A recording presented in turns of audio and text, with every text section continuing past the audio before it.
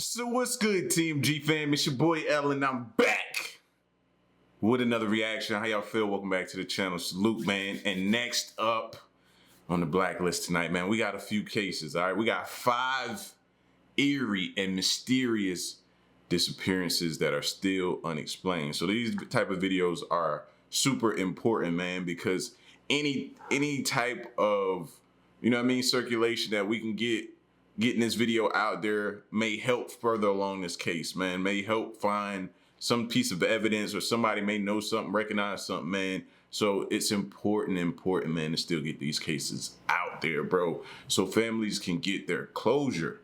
You know what I mean? And prayers to everyone still going through it and dealing with these things. There's a bunch of cases out there, bro, where people still have no closure. I'm talking about decades, maybe centuries old. You get what I'm saying? So, yeah, man, we're going to get to this video. If you're new, hit that subscribe button. Join the fam. And here we go.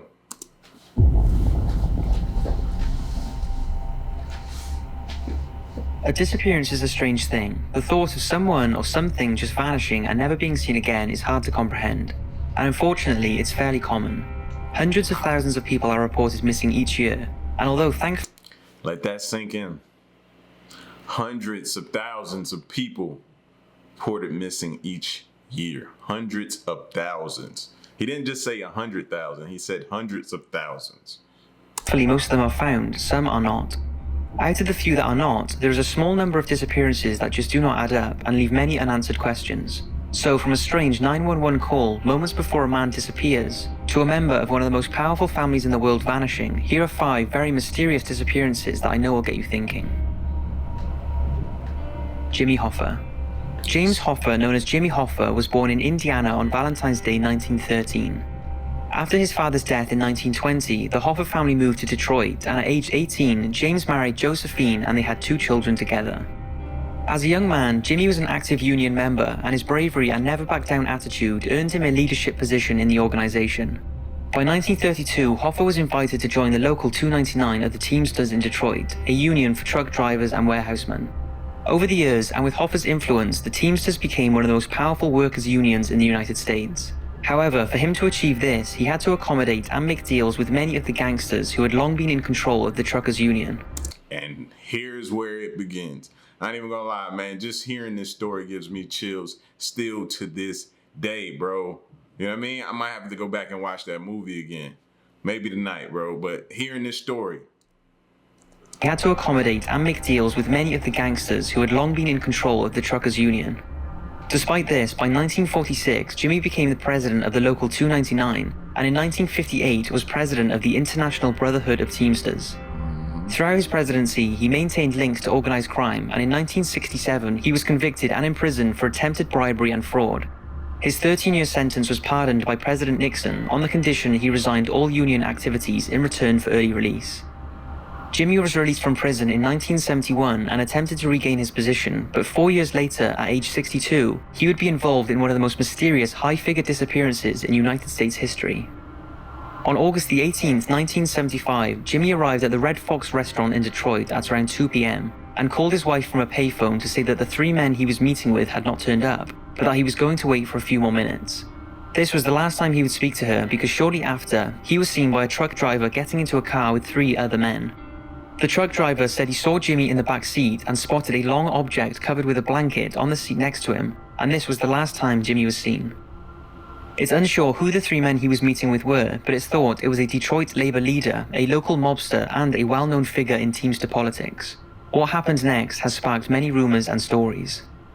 Some say he was taken to New Jersey, where his remains were mixed with the concrete that was used to build the New York Giants football stadium. Others say he was... I heard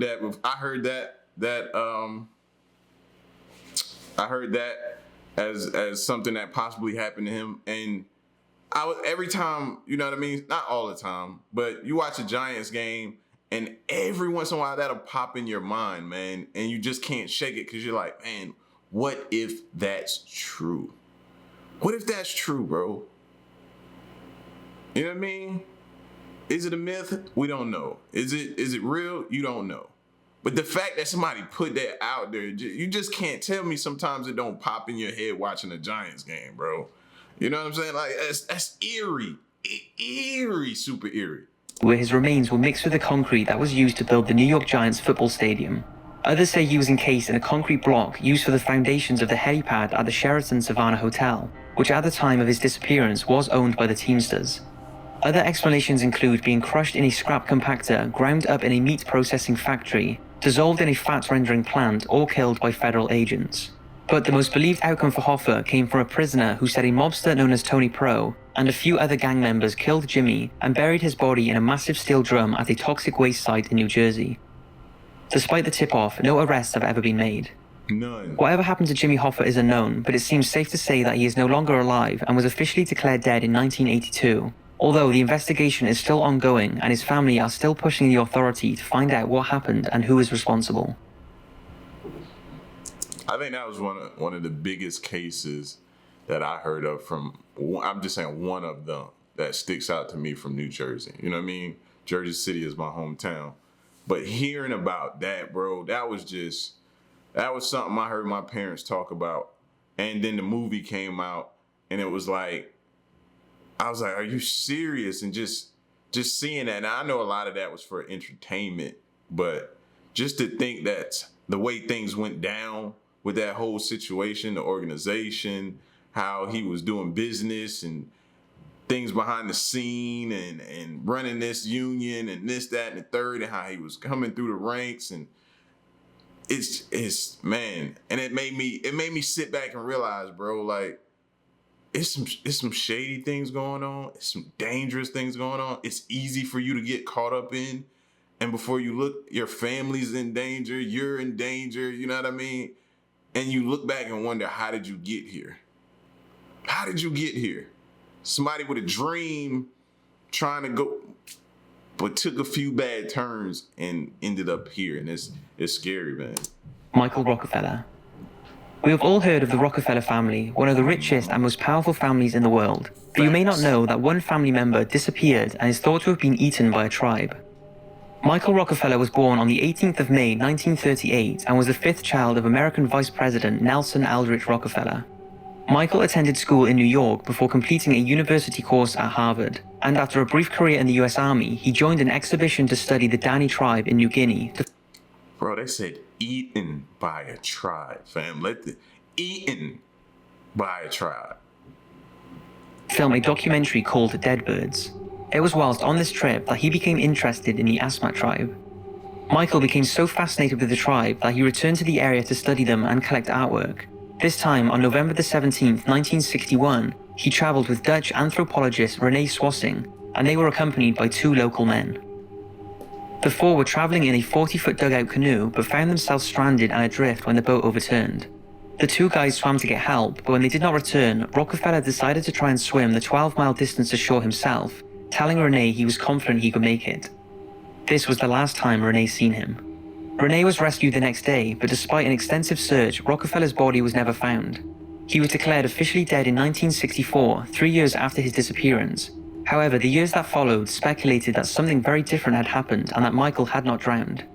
Journalist Carl Hoffman said that during visits to the area, he heard many stories that Rockefeller almost managed to make it to the shoreline, but was met by around 50 native men who initially thought he was a crocodile. When they realized it was Mike, a man who had visited their village on previous expeditions, the tribesmen quickly surrounded and killed him. He was then pulled onto the canoe and after reaching the shoreline, dragged through the mud and beheaded. His body was then butchered and his head was cooked. Once cooked, his brain was made into a separate dish mixed with leaves and sago, and the remains of his skull were wrapped in banana leaves and taken back to their village as a trophy. In Hoffman's book, Savage Harvest, the way the Asmat tribe live is explained, and also an American artist spoke to the tribe, and they described finding and eating Michael, although the Rockefeller family have never accepted this explanation and believe that he drowned. What the Like, man, let me go in my sleep, bro. I don't wanna, no. You know what I mean? I'll watch this shush me. But nah, fam, like, man, that's a messed up way to go, bro. But do you really know these tribes, man? do you really understand? Like the Sentinelese is the one we all are pretty familiar with. And they don't allow no outside human contact, bro. It's pretty well known. Even governments have restricted people from going there. But that one person who went there found out real quickly that they don't play. You know what I mean? It's in fear of certain things that you may bring to their tribe as far as disease or something like that. You know what I mean? Sickness and things like that. So they don't play about that type of stuff. And if you don't really understand or really know or have built a relationship, bro, you can't just go stepping into some uncharted territories with these tribes, bro. They won't play with you at all. You know what I mean? Do your research. Another theory is that Michael decided to live with the tribe. This came about when a photograph emerged that was allegedly taken in 1969, 8 years after Rockefeller's disappearance. It shows a white tribesman paddling a canoe with naked Asmat warriors, and it's thought that it could be Michael. It's definitely a nicer explanation than being eaten by cannibals, but there is still no solid proof of what happened to him. So y'all thinking he severed ties with his family? One of the richest, most powerful families in the world? Even if he did go off and do that, I still don't think he would cut ties with his family and not reach out, make contact or something like that. Come on. Claudia Lawrence. The disappearance of Claudia Lawrence is one of the most mysterious ongoing disappearances the UK has ever seen. It started on the afternoon of March the 18th, 2009, when University of York chef Claudia Lawrence finished her shift and returned home. That evening, she spoke to her parents on the phone and made arrangements for Mother's Day, and also sent a few text messages to friends before disappearing without a trace. Claudia was reported missing the next day when she failed to turn up for work, and police searched her house but found nothing unusual. In the weeks and months following her disappearance, it seemed that Claudia had several alleged relationships with a variety of men. Although this seemed harmless, it's thought that the men she was involved with, some of which lived in Cyprus, could be responsible for her disappearance. Not long after, some CCTV footage was released that shows a man walking near the back of Claudia's home on the day she disappeared. The person goes out of view, then reappears a few minutes later, with what police believe is something over their shoulder.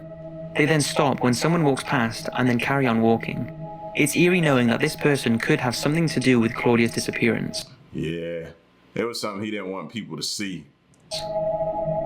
In 2013, maybe his face or something like that. That way, if police figured out who that was walking and they say, hey, I saw that guy. Do you remember what he looked like?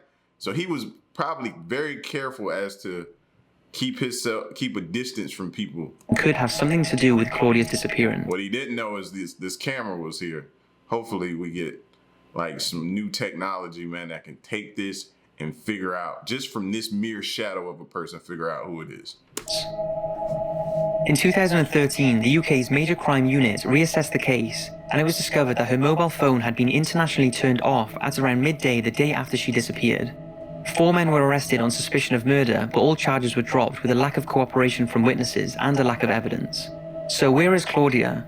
After 7 years, she is officially presumed dead, but her family refused to believe this and strongly believe someone knows something and hope that the mystery will be solved. The case continues to receive a lot of publicity in the UK, and despite 1,200 people coming forward to offer information, Claudia is still missing and there is no hard evidence to suggest what exactly happened to her or where she is. You know one thing they do leave out? They leave out that a lot of families go broke trying to research and find and locate their missing loved ones, bro. Hiring private detectives, private investigators, private detectives, all that type of stuff like that. They go broke.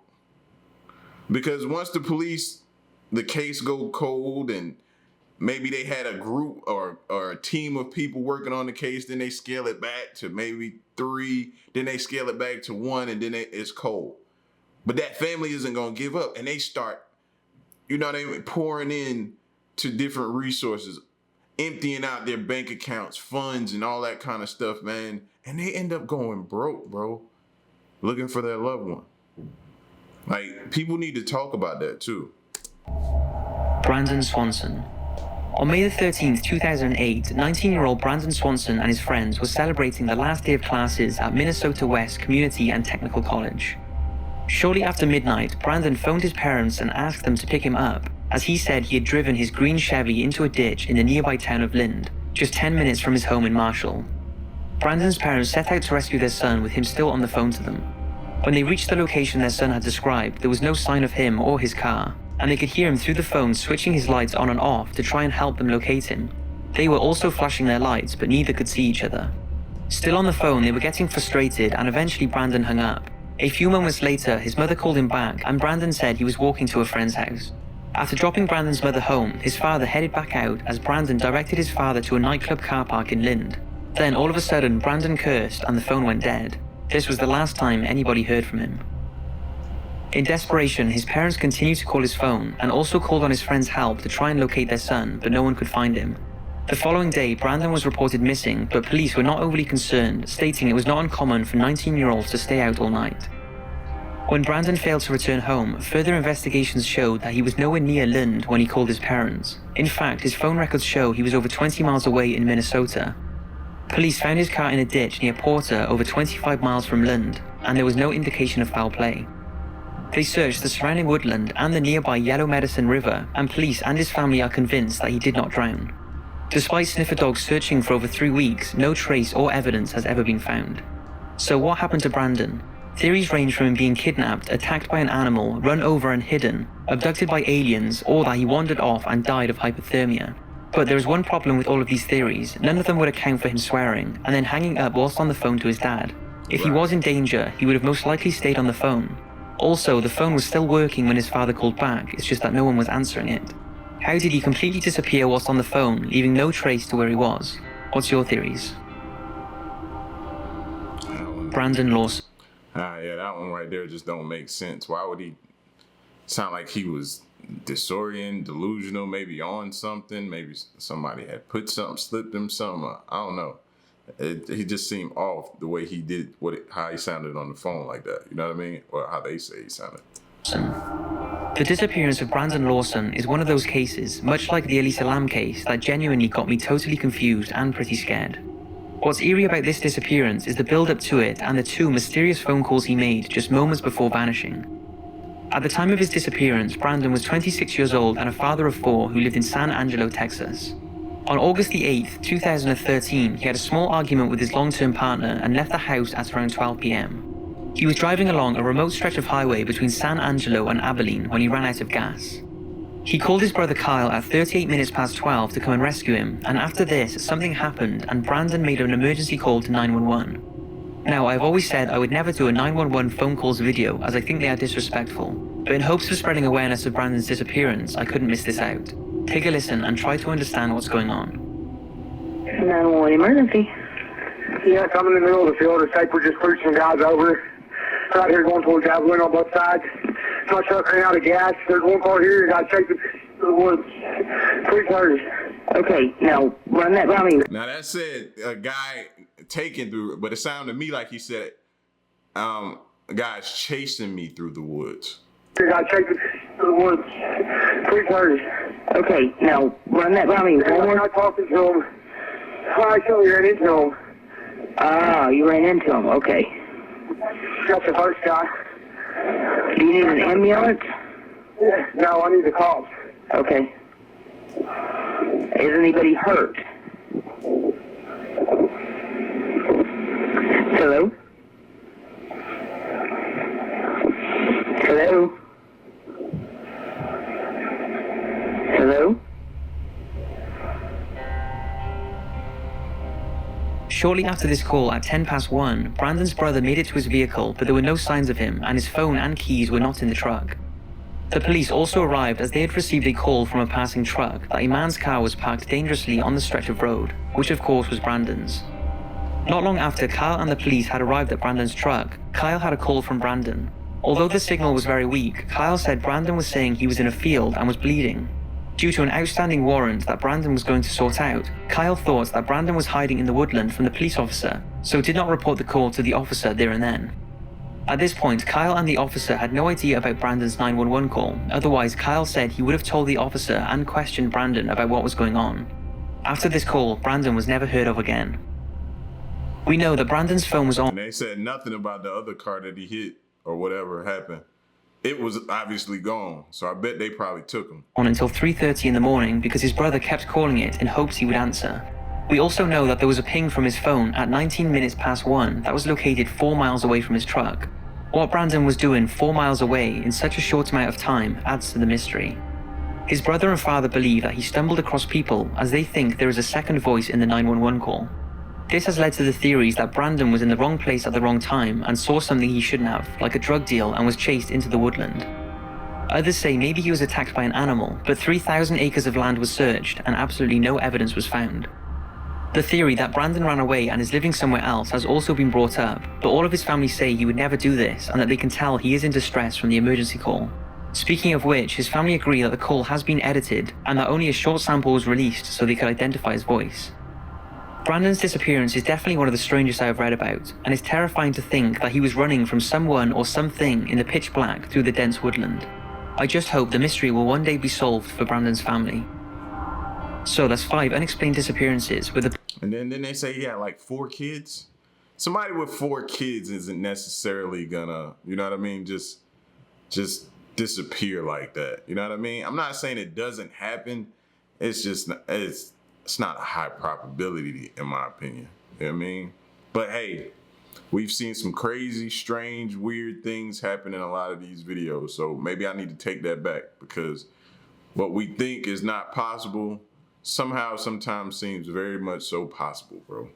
But hey man, it's very important you guys hit the like button, man. Let's get these videos. When you hit that like button, it spreads the video even more, man. So maybe we can figure out, or hopefully we can, you know what I mean, get the case back going with a fresh lead or something. I don't know. Whatever our little bit we can do to spread awareness would be helpful. So hit that like button before you roll out, man. And y'all stick around and stay tuned till the next one I'm gone. Peace.